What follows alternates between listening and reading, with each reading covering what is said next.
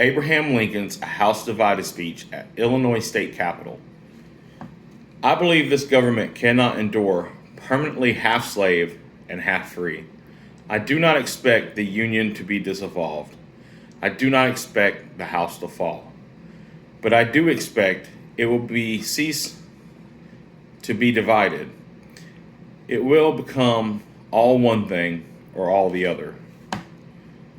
While Nebraskan bill was passed through Congress, a law case involving the question of a Negro's freedom by reason of his own having voluntarily taken him into first a free state and then a territory covered by that congressional prohibition and held him as a slave for a long time in each, was passing through the United States Circuit Court in the District of Missouri. Both the Nebraskan bill and the lawsuit were brought to a decision in the same month of May 1854. The Negro's name was Dred Scott, which name now designates the decision finally given in that case. Well before then, the next presidential election, the law case came to an end and was argued in the Supreme Court of the United States, but their decision of it deferred until after the election. Still, before the election, Senator Trumbull, on his floor of the state Senate, requested the leading advocate of the Nebraskan bill to state his opinion whether the people of the territory can conclusively exclude slavery from their limits. And the letter answered, that is a question for the Supreme Court. The Supreme Court met again, did not announce their decision, but ordered a re-argument.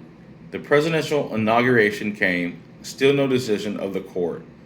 But the incoming president, in his inaugurational address, exhorted the people to abide by the forthcoming decision whenever it may be. Then, in a few days, the decision came. Well, the several points of the Dred Scott decision is connected with the Senator Douglas's don't care policy, constitutes a major piece of machinery in its present state of advancement. And this was the third point gained.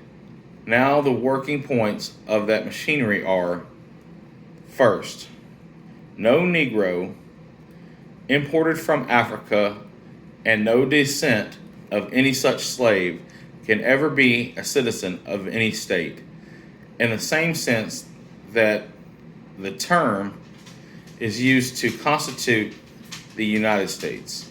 Secondly, that subject to the Constitution of the United States, neither Congress nor a traditional legislature can exclude slavery from any United States territory. Thirdly, that whether the holding of a Negro in actual slavery in a free state makes him free against the holder, the United States court will not decide, but they will leave it to be decided by a court of any slave state where the master of the slave decides to take him. We have the Nebraskan doctrine, or what's left of it, to educate, to mold public statement, to not care whether slavery is voted up or down. This shows exactly where we are.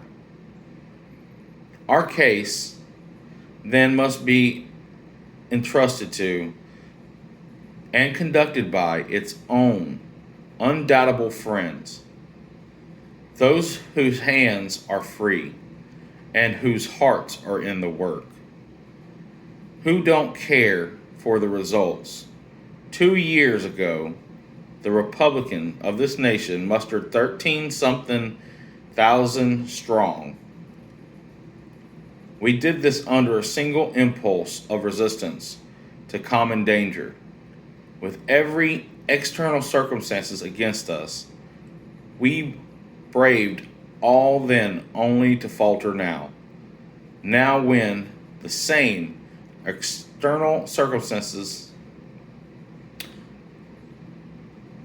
is wavering, belligerent, and the result is not doubtful, we shall not fail.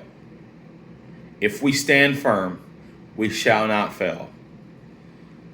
Wise counsel may accolade, or mistakes delay, but sooner or later the victory is sure to come.